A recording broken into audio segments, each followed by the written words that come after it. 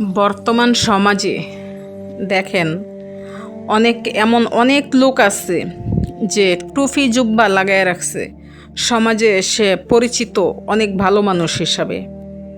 আসলে তারা কতটুকু ভালো সেটা যদি তাদের অতীত ঘাটেন তাহলে বুঝতে পারবেন।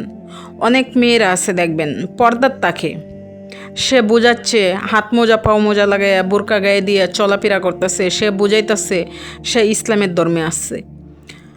সে মুখোশের আড়ালে অনেক অপরাধ করতেছে, হয়তোবা সামাজিক চোখে কেউ দেখে না, জানে না। আসলে বাস্তব জীবন এটাই যে পর্দা মানে আমি মনে করি এটাই যে আপনি হারাম হালাল মেনে চলুন।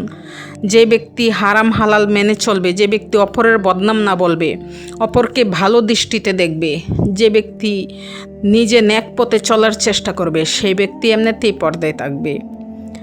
কেউ কাউকে কখনোই শিক্ষা দিতে পারে না নিজের শিক্ষা যদি নিজে অর্জন না করে।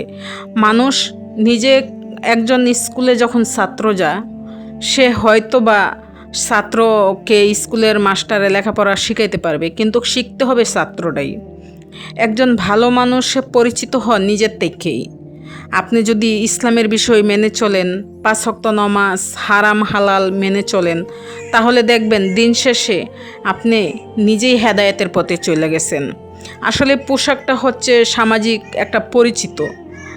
আপনি যদি পোশাকের আড়ালে হাজার অপরাধ করেন, আপনি ডেকে রাখছেন শরীর, কিন্তু অপরাধে লিপ্ত, অপরাধ করেই যাচ্ছেন।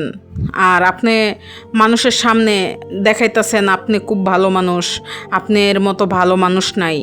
সেটাকেই ভালো মানুষ বলে না। ভালো মানুষ হচ্ছে হারাম হালাল মেনে চলা, আল্লাহর আদেশ মেনে চলা। আল্লাহর আদেশ মেনে যে ব্যক্তি চলবে সেই ব্যক্তি এমনিতেই ভালো থাকবে।